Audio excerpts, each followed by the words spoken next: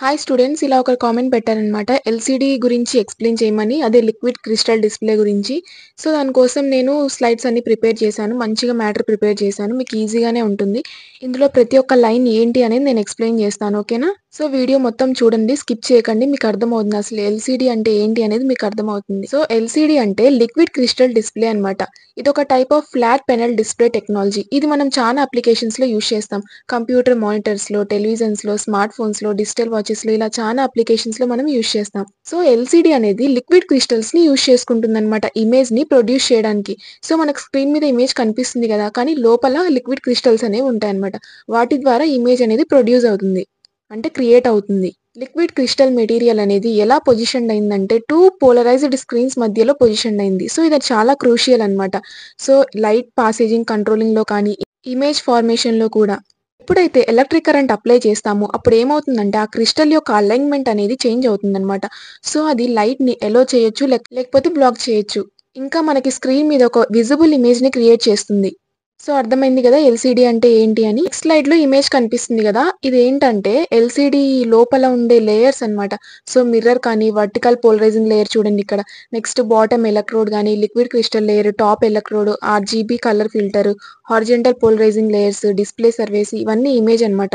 So, నేను అన్నీ మీకు ఎక్స్‌ప్లెయిన్ చేస్తాను. ప్రతి ఒక్క లేయర్ ఏం చేస్తుంది అనేది నేను కన్‌స్ట్రక్షన్‌లో ఎక్స్‌ప్లెయిన్ చేస్తాను. Construction of liquid crystal display frame ఇదనేది ఔటర్ స్ట్రక్చర్ అన్నమాట. ఇదేం చేస్తుందంటే కాంపోనెంట్స్ ఉంటాయి కదా! ఎల్‌సీడీ లోపల ఉన్న కాంపోనెంట్స్ అన్నిటిని హోల్డ్ చేసుకుంటుందన్నమాట. ఇంకా ఒక ఓవరాల్ షేప్ ఇంకా ప్రొటెక్షన్ ప్రొవైడ్ చేస్తుంది డిస్‌ప్లేకి. Next back light. ఇదనేది బ్యాక్ ఆఫ్ ది స్క్రీన్ ఉంటుందన్నమాట. ఇదేం ప్రొవైడ్ చేస్తుందంటే లైట్ ప్రొవైడ్ చేస్తుంది.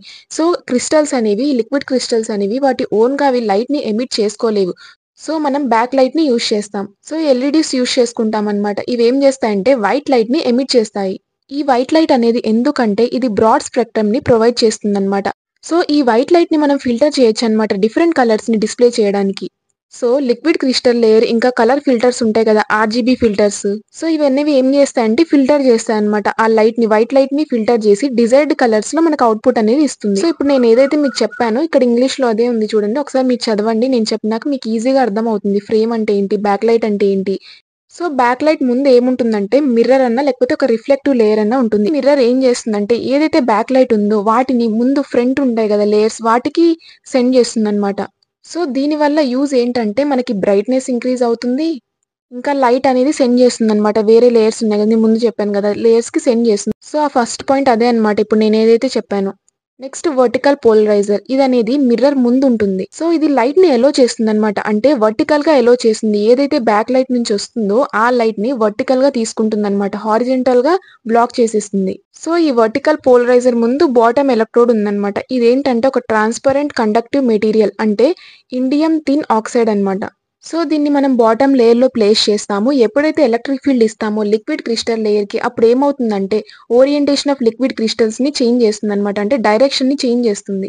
నెక్స్ట్ లేయర్ వచ్చేసి లిక్విడ్ క్రిస్టల్ లేయర్. ఇదనేది చాలా ఇంపార్టెంట్ లేయర్. సో, ఇదనేది బాటమ్ ఎలక్ట్రోడ్‌కి, టాప్ ఎలక్ట్రోడ్‌కి మధ్యలో ఉంటుందన్నమాట. ఇందులో లిక్విడ్ క్రిస్టల్స్ అనేవి ఉంటాయి. ఎప్పుడైతే మనం వోల్టేజ్ అప్లై చేస్తామో లిక్విడ్ క్రిస్టల్స్ యొక్క అలైన్‌మెంట్ అనేది చేంజ్ అవుతుంది.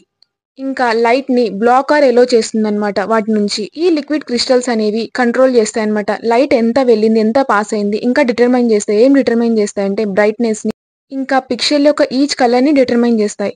Next top electrode. ఇది క్రిస్టల్ పైన ఉంటుందన్నమాట. సో, ఇది కూడా ఒక ట్రాన్స్‌పరెంట్ కండక్టివ్ మెటీరియలే.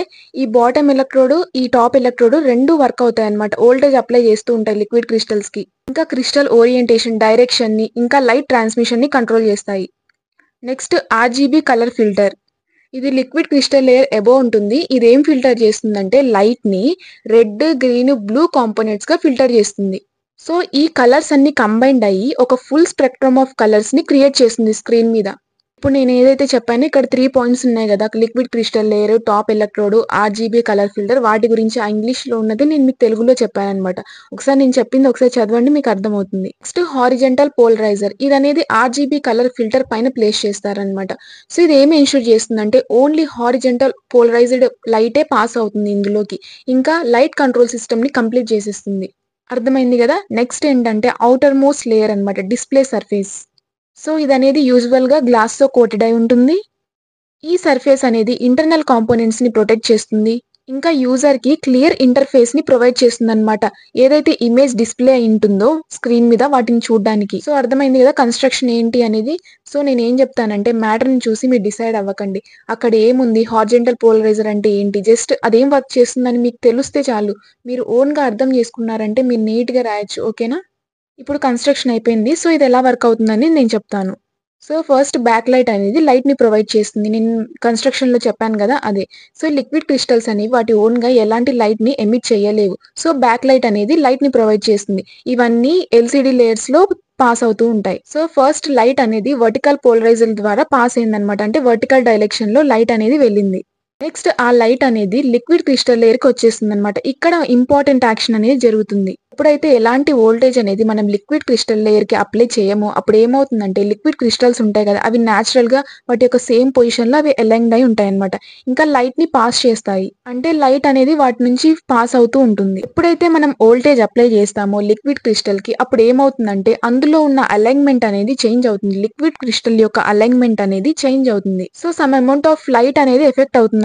సో, ఇప్పుడు నేను మొత్తం వర్కింగ్ చెప్పాక మీకు ఇమేజ్ చూపిస్తాను. అప్పుడు మీకు అర్థమవుతుంది. సో, ఎక్కడైతే లిక్విడ్ క్రిస్టల్స్ అనేవి అంత లైట్‌ని పాస్ చేయలేకపోయాయో అప్పుడు ఏమవుతుందంటే ఆ ఏరియా అంతా డార్క్ అయిపోతుంది. ఒకవేళ ఆ క్రిస్టల్స్ అనేవి లైట్ ఎలో చేసాయనుకోండి వాటి నుంచి సో, అప్పుడు ఏమవుతుందంటే మనకి లైట్ అనేది బ్రైట్‌గా, క్లియర్‌గా ఉంటుంది. లిక్విడ్ క్రిస్టల్స్ యొక్క అలైన్‌మెంట్ ఈచ్ పిక్సెల్ అనేది కంట్రోల్ చేస్తుందన్నమాట. ఎంత లైట్ అనేది పాస్ అవ్వాలి వాటి నుంచి అని. సో, దీనివల్ల బ్రైట్‌నెస్ ఇంకా కలర్ ఆఫ్ ది పిక్సెల్ అనేది కంట్రోల్ అవుతుంది. సో, ఈ లిక్విడ్ క్రిస్టల్స్ అనేవి టాప్, బాటమ్‌లో ఉన్న ఎలక్ట్రోడ్స్‌తో వర్క్ అవుతాయన్నమాట. అవి వోల్టేజ్ అప్లై చేస్తూ ఉంటాయి. సో, దాని ద్వారా అలైన్‌మెంట్ అనేది చేంజ్ అవుతూ ఉంటుంది. ఇంకా ఈచ్ పిక్సెల్ లైట్ ట్రాన్స్‌మిషన్ అనేది అడ్జస్ట్ అవుతూ ఉంటుంది. సో, లిక్విడ్ క్రిస్టల్స్ అనేవి స్విచ్ లాగా యాక్ట్ అవుతాయి. సో, లిక్విడ్ క్రిస్టల్స్ అనేవి ఒక స్విచ్ లాగా యాక్ట్ అవుతాయన్నమాట. అంటే లైట్‌ని ఎలో చేస్తాయి, లేకపోతే బ్లాక్ చేస్తాయి. సో, ఈ లిక్విడ్ క్రిస్టల్స్ అనేవి హెల్ప్ చేస్తాయన్నమాట. ఇమేజ్‌ని స్క్రీన్ మీద క్రియేట్ చేయడానికి. ఇప్పుడు ఈ స్లైడ్‌లో కనిపిస్తుంది గదా! ఎప్పుడైతే ఎలాంటి బయాస్ అప్లై చేయలేదో ఆ లిక్విడ్ క్రిస్టల్స్ అనేవి నార్మల్‌గా అలైన్డ్ అయి ఉన్నాయి. అంటే నార్మల్ పొజిషన్‌లోనే ఉన్నాయి. సో, లైట్ అనేది వాటి నుంచి పాస్ అవుతుంది నేచురల్‌గా చూడండి. సో, ఎప్పుడైతే మనం బయాస్ అనేది అప్లై చేస్తామో అప్పుడేమవుతుందంటే, ఆ అలైన్‌మెంట్ అనేది చూడండి ఎట్లుందో డిస్టర్బ్‌గా ఉంది.